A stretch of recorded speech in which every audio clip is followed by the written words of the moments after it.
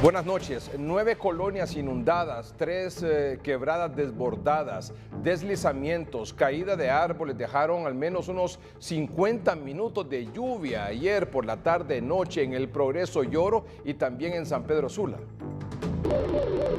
Carros flotando como barcos, viviendas inundadas y hasta el hospital de área en el Progreso Lloro tuvo filtraciones producto de la tormenta eléctrica de ayer. 9 colonias que tuvieron inundaciones urbanas y dentro de estas hay un conteo, un recuento de casi un poquito más de 20 viviendas que se inundaron con un poco más de 2 pies, casi medio metro se les introdujo en sus viviendas de agua, lluvia. Las colonias afectadas fueron La Magandi y Yencia en el Progreso Lloro, además de una residencial y una escuela en San Pedro Sula. La tormenta de anoche pues causó esta inundación, de hecho toda la escuela se inundó. Ustedes se fijan, pues las aulas todavía están llenas, estamos esperando la ayuda de la municipalidad, para que puedan venir a colaborarnos, ¿verdad? Y poder drenar toda esta agua.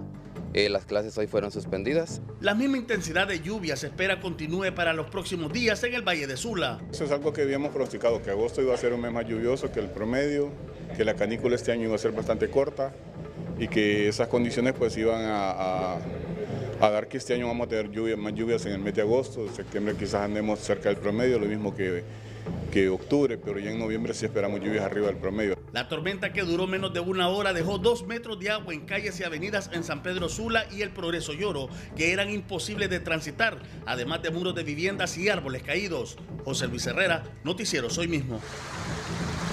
El estado del tiempo es presentado por Servicio Aeroportuario Nacional. La transformación de nuestros aeropuertos ya está en proceso.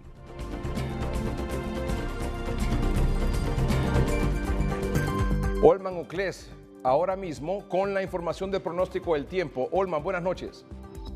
Gracias, licenciado, qué gusto saludarlo. Vea usted que me acompaña Oscar Lagos, pronosticador en turno de Senaos Copeco, y es que durante la tarde lluvias leves y dispersas en varios sectores del país, pero ¿qué se espera para el resto de la noche, Oscar?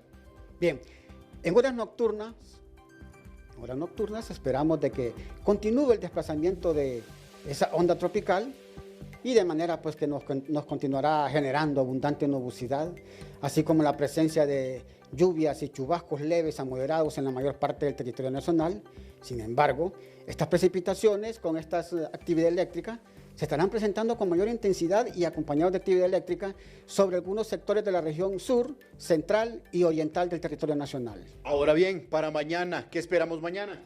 Para mañana esperamos de que los remanentes de esta onda tropical nos generen siempre esa abundante nubosidad con esas precipitaciones leves a moderadas en la mayor parte del país, pero siempre con mayor intensidad. Ahora serán para el día de mañana sobre la región sur, central y occidental.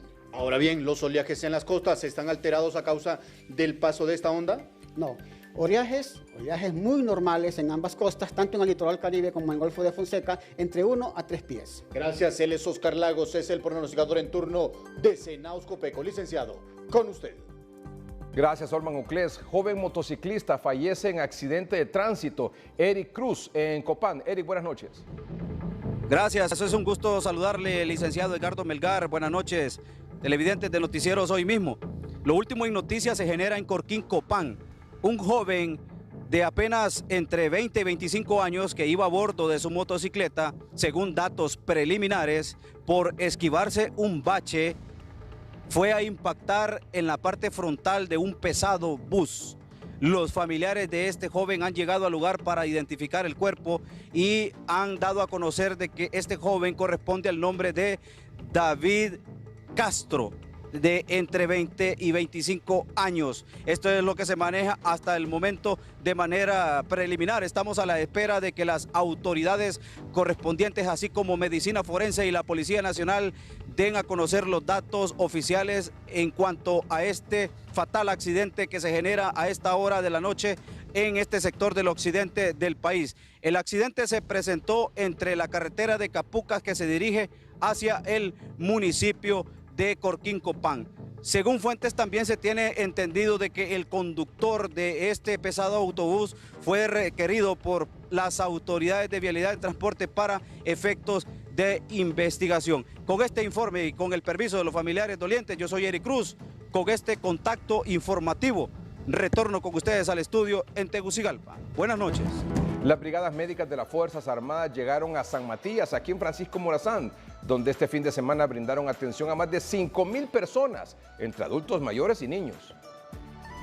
La noticia positiva es presentada por Pacasa. En este Back to School con Pacasa obtén hasta 40% de descuento al presentar tu lista escolar.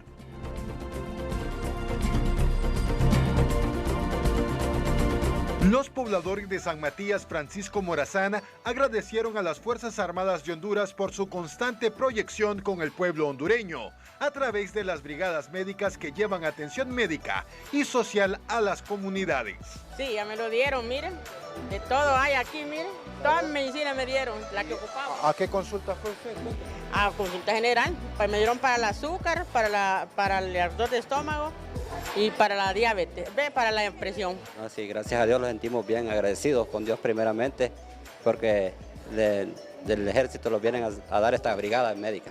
El propósito del Instituto Castrense es apoyar y servir a la población hondureña. Antes de escoger pues, el lugar se hacen respectivos reconocimientos y ese acercamiento hacia la población, porque estamos conscientes como institución, ¿verdad?, por órdenes de nuestro escalón superior, de apoyar a la población, y esa es una de nuestras misiones principales.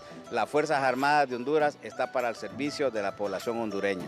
En estas brigadas también se hacen trabajos en la infraestructura de los centros educativos que se utilizan. Porque nosotros cuando vamos a una acción cívica militar por parte de los miembros de la Fuerza Armada, primero tenemos que arreglar el área donde se va a realizar. Y es por eso que le digo que además de salir beneficiado el pueblo en sí directamente, también sale beneficiado sus escuelas, las escuelas que nosotros ocupamos y los centros de salud que nosotros ocupamos para realizar esta brigada médica. Estas acciones son apoyadas por Noticieros Hoy Mismo y los uniformados reconocen esta labor. Y quiero agradecer, como siempre, a Noticieros Hoy Mismo por este apoyo que nos han brindado y en todas las brigadas médicas en las cuales nos han acompañado. Más de 5,000 atenciones se ejecutaron en San Matías, Francisco Morazán, sumando a las 450,000 que se han realizado en lo que va del presente año. Alex Laínez, Noticieros Hoy Mismo. Lanzan programa Consulta Joven, herramienta para la participación de políticas públicas por parte de la juventud. Buenas noches, licenciado Edgardo Melgar, es un gusto saludarle. En el marco de la celebración del Día Internacional de las Juventudes, que se celebra hoy 12 de agosto, se ha hecho el lanzamiento del programa Consulta Joven en la cabecera departamental de Santa Bárbara. Vamos a escuchar a continuación aquí en Noticieros Hoy Mismo a Zulmi Rivera, ministra de la Juventud. En un proceso que pretende tener como herramienta final la construcción de una nueva política pública. Por lo tanto, hoy ha sido pues un día bastante importante para las juventudes hondureñas. Primero porque pretendemos que este proceso de consulta pública, de consulta joven, de consulta para la nueva política, sea completamente democrático, sea completamente inclusivo. Licenciado Edgardo Melgar, esto es lo que le puedo informar desde Santa Bárbara. Retorno con usted hasta los estudios principales en Tegucigalpa. Municipio de Corquín, Copán, celebra a la Virgen del Tránsito. Ramón Rojas, buenas noches, Ramón. Buenas noches, licenciado Edgardo Melgar, amigos televidentes de Noticieros Hoy Mismo. Con una serie de actividades, sobre todo con un desfile por las principales calles del municipio, se dio el inicio a la celebración de la Virgen del Tránsito en Corquín, en el sur del departamento de Copán. Escuchemos a su alcalde municipal, don Amílcar Paz. Conmemorativa a la Virgen del Tránsito, y gracias a Dios realizamos hoy el desfile de carrozas, correo de la feria, como le llamamos nosotros, sin ninguna novedad y contento porque salió la población a apoyar.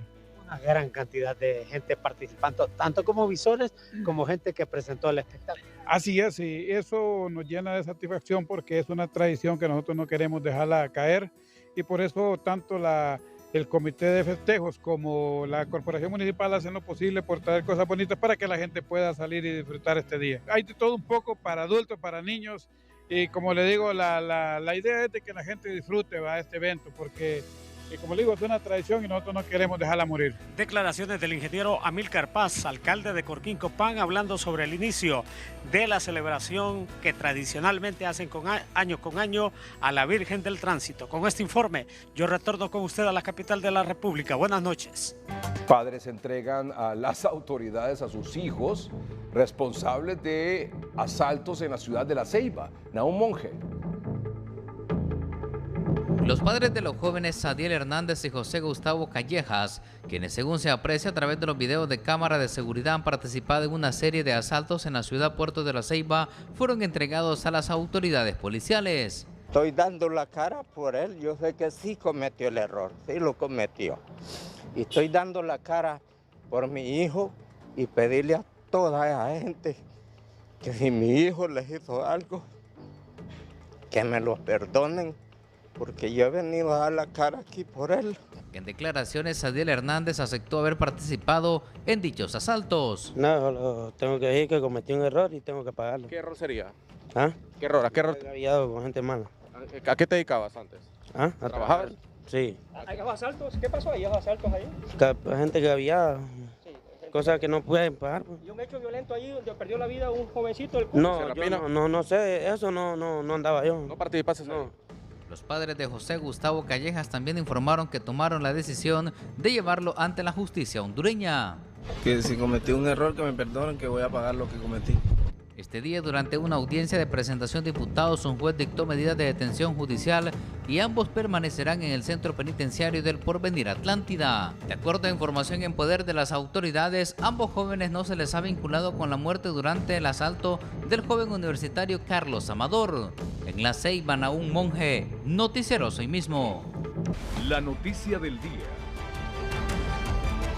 El presupuesto para las elecciones primarias de marzo de 2025 se debe aprobar a más tardar el próximo 22 de agosto. Coincidieron anoche los representantes de las bancadas de oposición en el Congreso Nacional, quienes además destacaron como algo positivo, como un salto cualitativo importante, la inclusión en las próximas elecciones primarias por primera vez del sistema TREP, es decir, de la transmisión de resultados electorales preliminares, por primera vez en unas elecciones primarias, además del reloj biométrico. Estos son los detalles. Aunque el plazo límite es el 8 de septiembre, los participantes en 3030 advirtieron que entre más se dilate la aprobación de los 1.492 millones de lempiras solicitados, se acortan los plazos para empezar los procesos de licitación para la adquisición de los insumos electorales. No tenemos que echar más gasolina al fuego del Congreso Nacional. Yo siento al ingeniero Redondo que tiene la vocación para que este proceso no se entorpezca. Como bancada no hemos discutido nada de hacer una insurrección como algunos compañeros de otras bancadas y pensamos de que él va a cumplir y le estamos dando el plazo prudente, como dice el compañero de Libre, y creo que va a cumplir y a más tardar el 22 va a estar ese presupuesto aprobado por el Congreso Nacional. Si no se aprueba de aquí al 22 ya el escenario va a ser otro entonces.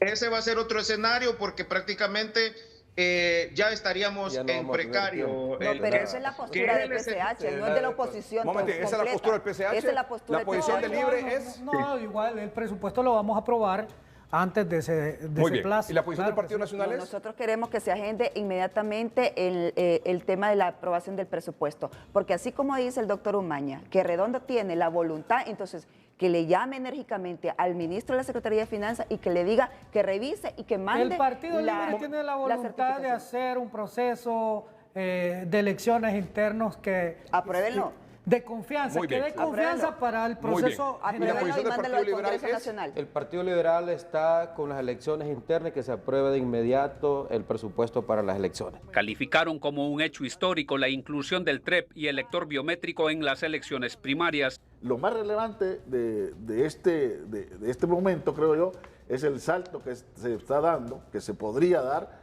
en la confianza de los resultados en las elecciones primarias. Y ya vamos a hablar de eso. Porque esos han sido una de las situaciones más controversiales, más cuestionadas, no tanto a nivel a veces de las candidaturas presidenciales, pero a nivel de las diputaciones. Hay denuncias en todos los partidos políticos y por todo lado de que realmente se hizo. O sea que todos coincidimos aquí. Claro que Estamos de acuerdo todos que este es un salto impresionante para la transparencia de las elecciones primarias, un hito histórico sería, y le garantizamos eso, y por eso lo estamos acompañando en ese sentido, que logremos hacerlo. Va a ser más difícil o imposible inflar, número uno, y dos, que van a tener mayor confianza los resultados y por lo tanto una situación incluso para cómo queda el partido a nivel interno. Ellos han coincidido, que entre los beneficios de utilizar el TREP, la transmisión de resultados electorales preliminares y el biométrico, es decir, el uso de las huellas, permite que se transmitan rápido y de forma transparente los resultados. Es correcto. En las elecciones primarias, en candidato presidencial, diputados y alcaldes. Más confianza para las elecciones generales. Evita inflar urnas. ¿Por qué? Porque la cantidad de votos en el acta tiene que coincidir con... Pero esa con el biométrico. Con el biométrico, con la huella. Y se evita el voto tránsfuga. El voto tránsfuga es que, digamos, yo voto por el partido liberal, por liberal, me quito aquí y después voy a votar por un candidato libre. Ahí debería decir beneficios del biométrico y TREP. Así ahí están los dos. Sí, ahí están los dos. Claro, doctor Umaña, su aporte.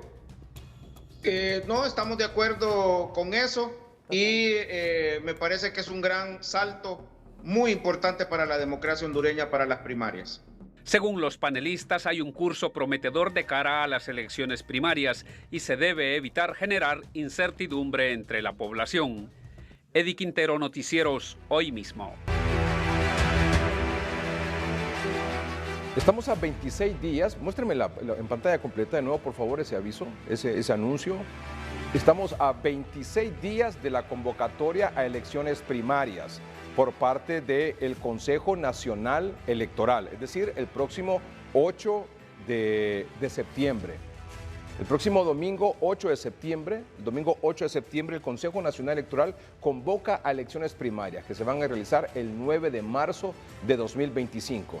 Y hay una nota curiosa de lo cual vamos a hablar más adelante. Vean esa gráfica, ese aviso. Esa cortina informativa aquí del noticiero, hay algo curioso ahí. Tiene 4 banderas, o 4 logos, digamos. Tiene la bandera del Partido Liberal, que ya sabemos que va a elecciones primarias porque tiene 4 o 5 precandidatos presidenciales. Libre, que tiene 2 candidatos presidenciales. El Partido Nacional, que tiene también 4 o 5 precandidatos presidenciales. Y ahora, anoche se nos reveló en 3030 que el Partido Salvador de Honduras va a ir también a elecciones primarias, porque tiene la formación de varios movimientos que tienen varios coordinadores y seguramente también precandidatos presidenciales. Vamos a hablar de eso más adelante, pero antes, la nota que está todavía pendiente en los corrillos, en los pasillos, en la comitiva política, es la aprobación del presupuesto para la realización de estas elecciones primarias del 9 de marzo próximo, que serán convocadas, reitero, el 8 de septiembre de manera oficial por el Consejo Nacional Electoral, una convocatoria transmitida en cadena de radio y televisión, como corresponde. Sobre ese tema, hoy el Consejo Hondureño de la Empresa Privada ha emitido un comunicado que dice, o titula, el sector privado urge a la Secretaría de Finanzas y al Congreso Nacional garantizar el presupuesto electoral 2025. El segundo párrafo establece, la Secretaría de Finanzas debe enviar el proyecto de presupuesto que le fue entregado por el Consejo Nacional Electoral en el mes de mayo para que el Congreso Nacional de inmediato inicie su discusión y aprobación esta semana. La celebración de elecciones primarias y generales, libres y justas, depende de esta aprobación. Cualquier demora o negativa pondrá en riesgo la estabilidad democrática del país. Transparencia y confianza. La aprobación oportuna del presupuesto es clave para asegurar la transparencia en las compras públicas. Los retrasos solo deterioran la transparencia de estos procesos. El Consejo Nacional Electoral debe garantizar que el uso del presupuesto sea transparente, promoviendo la rendición de cuentas y el acceso a la información. Esto es necesario para construir confianza en el proceso electoral y en las tecnologías utilizadas, como la transmisión de resultados y la identificación biométrica. Este punto es sumamente importante, el de la transmisión de resultados, que ya les hemos contado aquí y anoche en el programa 3030, que por primera vez en las elecciones primarias se va a utilizar el TREP, es decir, este sistema que permite que desde la mesa electoral se transmitan un software y por un sistema establecido y adjudicado también a una empresa tecnológica especialista en este asunto, se transmitan al centro de cómputo del Consejo Nacional Electoral, al centro de cómputo de los partidos políticos o de los movimientos en contienda, incluso hasta el centro de cómputo de los observadores. Ese es el TREP. Y también la identificación biométrica, es decir, el lector de huellas, de forma tal que no pueda votar una persona en dos ocasiones en una mesa o en diferentes mesas, o de un partido irse a otro partido. Es decir, usted vota, se limpia la tita y va a votar a otra mesa por su mismo candidato, o quiere ir a votar por otro candidato en otro partido, tratando de incidir o influir para que quede fulana o fulano de tal en otro partido político. Eso absolutamente positivo para las próximas elecciones. Pero está pendiente este tema de la aprobación del presupuesto. Hemos invitado aquí, nos ha aceptado gentilmente la invitación al doctor Hugo Noé Pino. El doctor Hugo Noé Pino es el vicepresidente del Congreso Nacional y también es vicepresidente de la Comisión de Presupuesto. Doctor, gracias por aceptar esta invitación. Buenas noches. Buenas noches, Edgardo. Me da mucho gusto estar con ustedes esta tarde-noche. Muy bien, muchas gracias. Doctor, quisiera que me acompañara a dar una información, a dar la interpretación correcta, llamar a la calma y concluir, creo, sin temor a equivocarme, que ya hoy vamos a poder decir que se está aclarando el camino para la aprobación del presupuesto para las elecciones primarias. Lo primero, doctor, es que hoy el Consejo Nacional Electoral, vamos a mostrar esta nota, por favor, es un oficio en realidad, con fecha de hoy, 12 de agosto de 2024. El Consejo Nacional Electoral ha enviado al primer secretario del Congreso Nacional, don Carlos Armando Zelaya Rosales, el proyecto de presupuesto para la realización de las elecciones primarias. Se recibió en el Congreso Nacional a las 2:52 de la tarde de hoy. Y el oficio dice lo siguiente: estimado diputado Zelaya, reciba un cordial saludo y deseo de éxito en sus delicadas funciones. Con instrucciones del Pleno de Consejeros del Consejo Nacional Electoral, tengo a bien manifestarle lo siguiente: que en el mes de mayo del año en curso se remitió a la Secretaría de Finanzas el anteproyecto de presupuesto electoral para el proceso de elecciones primarias e internas 2025, mismo que fue producto del proceso de planificación que se realizó oportunamente de acuerdo al Plan Estratégico de Elecciones Primarias de Honduras. Tanto en las elecciones primarias como generales de 2021 se remitió en primera instancia el presupuesto a la Secretaría de Finanzas y posteriormente fue CEFIN quien lo remitió al Congreso Nacional con el dictamen respectivo.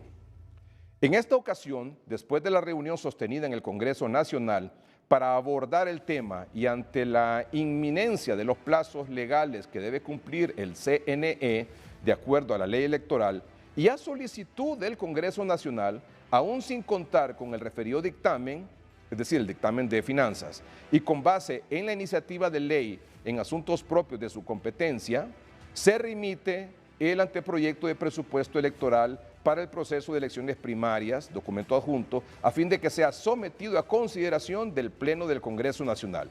Se remite en forma físico y en digital. Sin otro particular, me despido de usted con la más alta muestra de consideración, estima, abogada Telma Cristina Martínez. Es decir, secretaria general del CNE. Es decir, doctor Hugo Noé Pino, que ya finalmente, y como corresponde, creo, el Consejo Nacional Electoral ha enviado el proyecto de presupuesto para las elecciones primarias directamente al Congreso Nacional. Así es, Edgardo. El jueves pasado, el presidente del Congreso Nacional, Luis Redondo, convocó a una reunión con los concejales del Consejo Nacional de Elecciones y con miembros de la Comisión de Presupuesto, en el cual obviamente participó el presidente Carlos Zelaya y su servidor como vicepresidente de la comisión. Fue una reunión muy fructífera desde mi punto de vista porque aclaró muchos de los elementos. A nivel público se señalaba que el Congreso no quería aprobar ese presupuesto, inclusive se hablaba de insurrección legislativa, cuando en efecto no había llegado el presupuesto al Congreso Nacional. Eso fue uno de los elementos que aclaramos. El presidente Redondo señaló que una vez que se ha ingresado, que va a ser el día de mañana, como se hace corrientemente en el Congreso Nacional al Pleno, él lo va a trasladar a la Comisión de Presupuesto. Y la Comisión de Presupuesto, como sucede con estos aspectos, porque hay que tomar en cuenta un elemento muy importante, que esos recursos no estaban presupuestados para el 2024 y parte de esos recursos se van a gastar en el 2024 y parte en el 2025. Entonces, la Comisión de Presupuesto va a hacer el análisis correspondiente. Es más, quedamos en la reunión de que con el equipo técnico, la administradora del CNA y su equipo de apoyo se va a reunir con la Comisión de Presupuesto, porque obviamente estamos hablando, Edgardo, de un presupuesto de 1.492 millones, que en primer lugar Finanzas tiene que buscar de dónde va a sacar parte de esos recursos, porque como debió haber sido en base a un plan quinquenal, estos recursos debieron haber sido incluidos una parte en el presupuesto 2024 y la otra parte en 2025. Sin embargo, independientemente de eso, hay, y esto quiero ratificarlo, una voluntad política del Congreso Nacional de llevar adelante el análisis y someterlo a su aprobación. Como usted dijo, esto que se aleje completamente todo tipo de incertidumbre, vamos a hacer los pasos respectivos. La Comisión de Presupuesto le va a pedir a la Secretaría de Finanzas su dictamen, que ellos ya lo van a tener en función de lo que les había mandado el Consejo Nacional Electoral, y con ello, en el seno de la Comisión de Presupuesto, que está constituida por todos los partidos políticos del Congreso, se va a hacer el dictamen y se va a elevar al Pleno para su aprobación. Doctor, ¿hay alguna fecha establecida para que esa comisión de presupuesto dé su dictamen y pueda ser discutido por el Pleno del Congreso Nacional este proyecto de presupuesto? No hay ninguna fecha así establecida, pero obviamente la comisión sabe de que este es un tema de naturaleza nacional, no se le puede dar mucha larga, pero sí nos vamos a tomar el tiempo de revisar el presupuesto, ver el dictamen de finanzas y en base a eso establecer. Yo creo que si somos expeditos, aunque su servidor está ahorita en las audiencias con respecto a la ley de reformas a la ley del INPREMA, si somos expeditos, probablemente para la próxima semana o a la subsiguiente, a más tardar, estaría el dictamen para aprobación del Pleno del Congreso. Es decir, la próxima semana, estamos hablando de la semana del lunes, hoy es 12, creo que el próximo lunes es 19, ¿verdad? Sí, 19. Y el siguiente 26. Y el siguiente. Lo que pasa, doctor, que la última semana del lunes 26, que entraría a sesiones el martes 27, no hay sesiones del Congreso Nacional porque es el Congreso Infantil. Entonces, tendríamos nada más 2 semanas de agosto para el tema del presupuesto, que es esta semana, que comienza mañana, martes 13, sesiones en el Congreso Nacional, y el martes 20, que es el de mañana en 8. Sí, lo más seguro es que el dictamen, y vamos a hacer el esfuerzo de tenerlo listo para, aunque sea a finales de la próxima semana, está habilitado el día jueves para hacer sesiones. Sí. Y si hubiese algún problema en cuanto a la información, que yo no creo que se pueda presentar, porque estaríamos tratando de tener todos los elementos, tanto de finanzas como la reunión que vamos a tener a nivel técnico con el Consejo Nacional Electoral, listos para esa semana, pero todavía nos queda la primera semana de septiembre. La primera de septiembre, sí, pero para hacerlo antes de la convocatoria. Exactamente. Pero yo sí quiero ratificar, para que no quede ningún grado de incertidumbre, que así como otras bancadas han manifestado su apoyo y su decisión, que alejen cualquier preocupación todos los sectores, el COEP, otros sectores de la sociedad civil, los mismos partidos políticos. Hay una decisión libre de apoyar este presupuesto. Obviamente tenemos que revisar, porque un presupuesto de 1.492 millones no es un presupuesto de 100 o 2.000 lempiras. Claro. Es un presupuesto que tiene que estar justificado.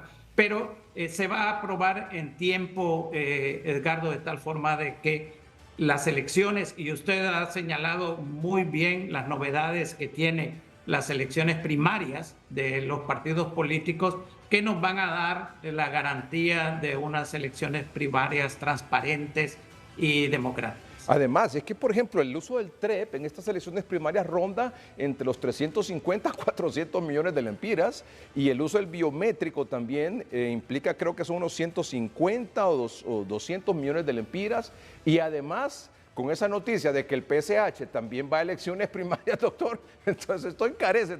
Yo creo que se va a pasar de esos cuatro. Pero fíjese, Edgardo, que esas son las preguntas que la comisión tiene que hacer. Cuando usted dice que el TREP cuesta 400 millones, entonces nosotros que tenemos que consultarle al Consejo Nacional sin ningún prejuicio y ninguna cuestión preliminar. Tenemos, bueno, ¿cómo calcularon ustedes esta cantidad de 400? Claro. Entonces, en base a que hicieron estudio de mercado, hicieron cotizaciones, ese tipo de preguntas es obviamente que tiene que ser contestada. Por ejemplo, los biométricos entiendo que son 8.000 por partido político, porque son 8.000 mesas electorales las que tendría el LIDE, el Partido Nacional, el Partido Liberal y ahora...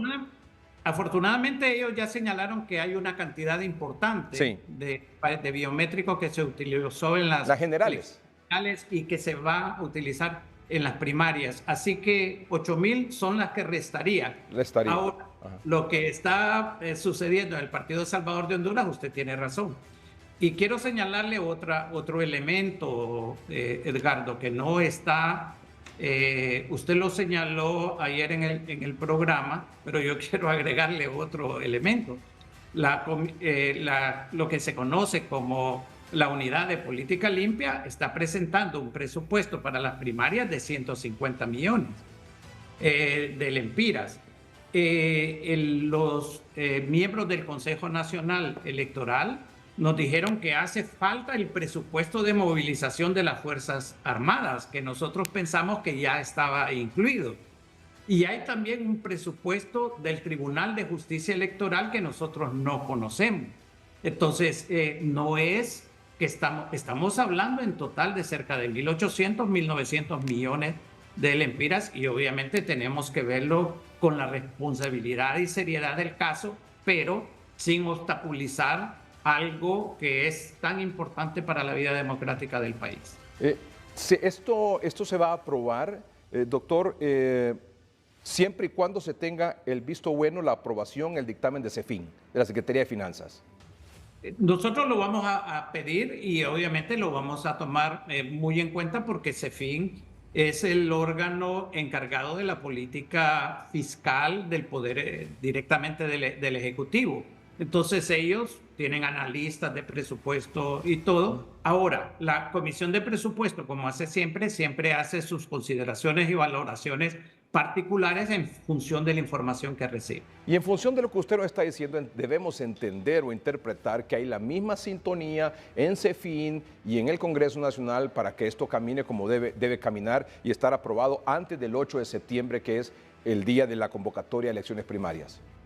Sí, nosotros como Comisión de Presupuestos no hemos tenido ningún problema cada vez que solicitamos opiniones y dictámenes de la Secretaría de CEFIN que afectan el presupuesto y que, de acuerdo a la Ley Orgánica del Presupuesto General de la República, estamos obligados como Congreso Nacional. Nunca hemos tenido ningún problema, nos presentan sus opiniones, sus dictámenes a tiempo, así que no miraría mayor obstáculo en eso.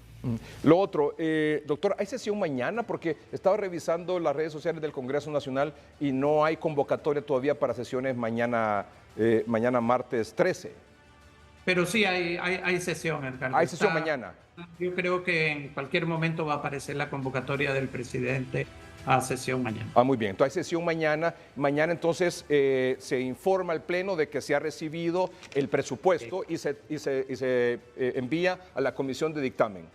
se le da curso como a todos los proyectos que entran al Congreso Nacional. El presidente se lee en la parte de correspondencia y posteriormente el presidente lo remite a la comisión respectiva, que en este caso es la Comisión de Presupuesto. No sé si, doctor, esto ya es punto y aparte, pero no sé si hubo un error de forma o de fondo del Consejo Nacional Electoral de haber enviado desde mayo este presupuesto directamente a CEFIN. ¿No tenía que haberse enviado esto al Congreso Nacional primero? Sí, lo que pasa es que ellos vieron literalmente lo que señala la ley electoral, que se remite a la Secretaría de Finanzas para que haga las previsiones del caso. Y entonces ellos se fueron por eso, pero creo que en algún momento pensaron que Finanzas lo iba a remitir. Hoy precisamente sale una aclaración del ministro de Finanzas, el licenciado Marlon Ochoa, en donde señala que de acuerdo a la ley, dado que el Consejo Nacional Electoral tiene iniciativa de ley, pues debería de ser el Consejo. Y eso, conclusión, habíamos llegado entre todos en la reunión del jueves pasado. Se le había solicitado al Consejo Nacional que por favor lo remitiera, porque ellos nos habían remitido el 30 de julio una copia de lo que habían mandado a Finanzas, pero era una copia que no era como las formalidades que establece, usted leyó el día de hoy. ¿verdad? Sí, porque incluso el artículo 213 de la Constitución, o sea, faculta al Consejo Nacional Electoral para que pueda enviar directamente, como con iniciativa de ley, el presupuesto directamente al Congreso Nacional, ¿verdad? Así es, y este es un presupuesto especial como lo señala la ley electoral. Y quiero agregar un elemento, Edgardo. Hay dos proyectos de ley que van, digamos, en forma paralela. Usted también lo mencionó el día de ayer. Hay un proyecto que ya había llegado del Consejo Nacional Electoral al Congreso Nacional y que ya se le había dado curso relacionado con la ley que va a permitir administrar estos recursos que se van a aprobar en forma expedita, es decir, una ley especial que les permita tener diferencia a la ley de contratación del Estado, que muchas veces establece procedimientos más largos. Entonces, primero se va a aprobar el presupuesto y posteriormente se va a aprobar esta ley que les permite esos procedimientos, pero son leyes conjuntas que el Consejo Nacional Electoral está elevando al Congreso Nacional. Todo este combo, antes del 8 de septiembre, será aprobado por el Congreso Nacional. Eso es bastante seguro, Edgar. Muy bien. Doctor, muchas gracias por aportar su conocimiento, la información importante, sobre todo en esa, usted sabe que el mar estaba un poco picado, pero yo esperaría que volviera así como el mar en Omoa, ¿verdad? Tranquilo, pacífico y que todos estemos remando en la misma dirección, ¿verdad? Sí, no, y quiero señalar, Edgardo, porque sí me ha parecido, mire, casi todos los temas del Congreso Nacional se revisten de una serie de opiniones y de comentarios alejados completamente de la dinámica que sigue el Congreso. Y este es uno de ellos. Yo creo que todos los sectores deben alejar cualquier preocupación en libre, como partido, en este caso lo señalo, nos estamos preparando para las elecciones internas y el Congreso va a dar los instrumentos necesarios, como es el presupuesto y la ley que va a agilizar las compras y contrataciones al Consejo Nacional Electoral, como corresponde. Muy bien, para que esto marche en tiempo y forma. Muchas gracias, doctor Hugo Noé Pino. Siempre es un gusto saludarlo. Gracias por su aporte esta noche. Buenas noches, Edgar. Gracias. El doctor Hugo Noé Pino es vicepresidente del Congreso Nacional y vicepresidente de la Comisión de Presupuesto.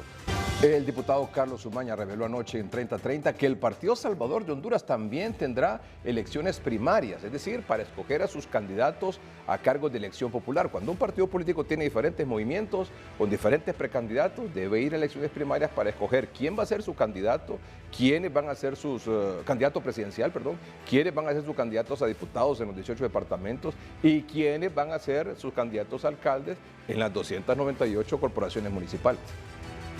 PSH va a elecciones primarias. Sí, licenciado Melgar, ya salieron 3 movimientos en este momento plenamente identificados y no nos queda más que eso. No nos va a dar un margen de negociación de planillas y el PSH irá a elecciones. primaria junto con los 3 partidos mayoritarios del país. Como dicen en el pueblo, eso encarece más. Doctor, espéreme, one moment, please. Doctor, ¿y quiénes son los precandidatos presidenciales, doctor? Ahí se lo voy a dejar a la imaginación porque todavía son gallinas o gallos tapados. ¿Va usted, doctor, no? No, yo no voy de candidato. Vamos a dar una agradable sorpresa al Partido Salvador de Honduras. Sí. ¿Cuántos hay? ¿2, 3? Hay 3 movimientos internos. O sea, 3 precandidatos presidenciales. Sí, hasta donde cada quien no nos hemos puesto de acuerdo hay negociaciones, hay 3 movimientos identificados, uno que se llama Líderes PSH, otro que se llama Bases del Partido Salvador de Honduras y el movimiento antiguo narralista, que ya vamos a anunciar el nombre. El ingeniero Narrala se fue para el Partido Liberal, pero más o menos el 70% del liderazgo del partido sigue. Queremos fortalecer este partido y la decisión prácticamente va a ser casi imposible evitar las elecciones internas y por lo tanto pues será una fiesta cívica de 4 partidos políticos ese domingo del mes de marzo del próximo año. El 9 de marzo. Le van a hacer contrapeso a Narrala. Este miembro del PSH confirmó cuáles son los movimientos que están ya conformados. Estos movimientos son el movimiento Líderes PSH, que coordina el abogado Mauricio Castellanos. También tenemos el movimiento de Unidad PSH, que coordina el actual vicealcalde de Tegucigalpa, Carlenton Dávila. El otro movimiento ya que se está preparando es el movimiento PSH Tomasito. Y hay otro movimiento que se está conformando, que es el movimiento Morazánico, que coordina el doctor Javier Zelaya. También confirmaron los nombres de los candidatos a lo interno del PSH. Tenemos enlistado una grande cantidad de buenos líderes, como lo es la abogada Fátima Mena, también está el ingeniero Aníbal Cálix, el mismo Carlenton Dávila, que es el actual vicealcalde de Tegucigalpa, y algunos pues desean que Tomás Ramírez forme parte de este grupo selecto. La presidenta del Partido Salvador de Honduras, Fátima Mena, dijo que todo el que no sea parte del tripartidismo es bienvenido. Lo que queremos es generar un espacio de diálogo con todas las fuerzas a lo interno del partido, establecer si estamos listos para ir a internas o no, y en caso de hacerlo, pues la ley electoral ya establece los mecanismos que estaríamos siguiendo. Las elecciones internas serán el 9 de marzo del próximo año, según el cronograma electoral. Para Noticieros Hoy Mismo les informó Adalid Hernández.